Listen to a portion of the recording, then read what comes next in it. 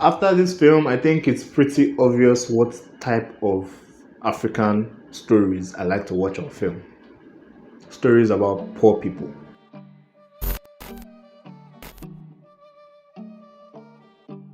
So what's up guys, welcome back to the channel. If you're new here, be sure to hit that subscribe button and the notification bell so you get notified every time I release a new video. So yeah, it seems that I prefer to watch more poverty inclined struggles where African films are concerned.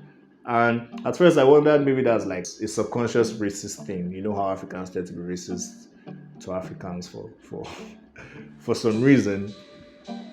But no, I think it's just that, like I've said in an earlier video or a later video, actually I said it before recording this one. Stories about poor people tend to be more compelling because Nollywood/African creators don't have the opportunity of forcing Hollywood moments into their stories when it's not realistically within the financial capabilities of the characters they're telling stories about. I feel like I'm speaking too much English. If your character is poor, you cannot have them standing on top of the Eiffel Tower and making out. That's not going to happen. So yeah, that's what I'm trying to say. Once you realistically have those financial limitations to your characters, your story suddenly feels more authentic and compelling because you have to get more creative in how you make us feel the big moments, right? And generally you come up with more original stuff, more realistically African stuff. So The Fisherman's Diary is a story as old as time, at least in Africa, and it feels as long as forever. But it comes with its own unique perspective, and I feel like that really gives it some weight, and that's something I always love to see in films, especially in African films.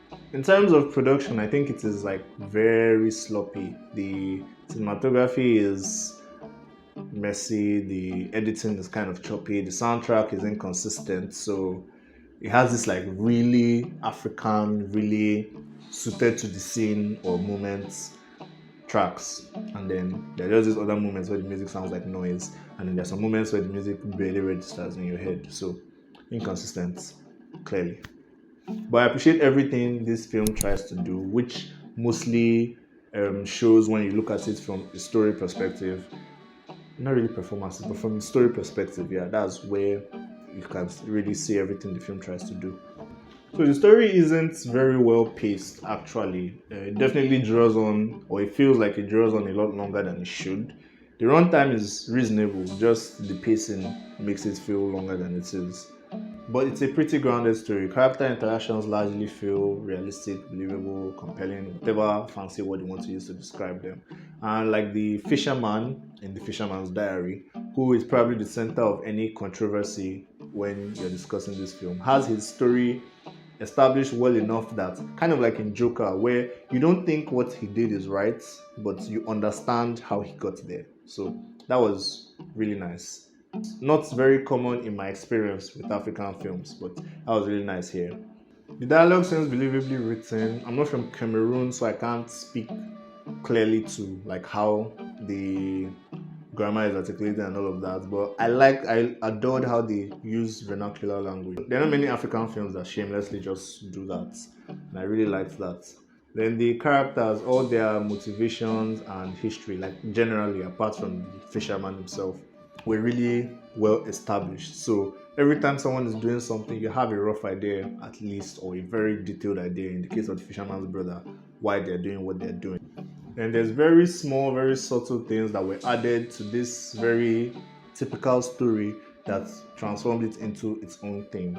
So it has very familiar themes, but then it's very distinct in the details and the execution of it. So that was very cool.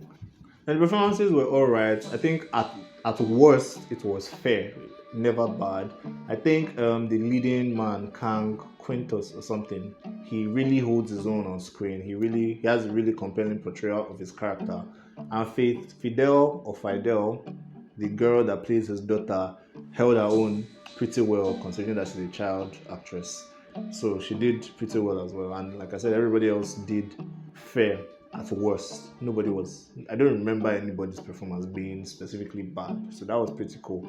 So all the usual feelings of Nigerian performances are absent here, which is something I really appreciated, because watching a lot of Nollywood films recently is like you start expecting to have some issues and try to ignore them while you're watching the film. So it was just nice to see another African story that didn't have a lot of that Nollywood overacting among other problems. So that was really nice.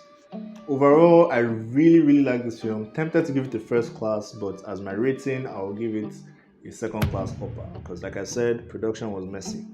Very messy, in my opinion. Heard this got nominated for something in the Oscars, and it's just last year it came out, so I don't know, it's nice that it gets some recognition, because this is a film I really appreciate. So we've come to the end of yet another video. Thank you for watching my review of The Fisherman's Diary. If you've seen the film, let me know what you think in the comment section. If you haven't seen it, check it out. It's available on Netflix. Pretty much everything I've reviewed recently is available on Netflix. Be sure to leave a like and share with your friends, and comment below, like I said, what you think about the film if you've seen it. If you haven't, check it out. Let me know what you think after, or what you think of my review. So I'll see you next time. Peace.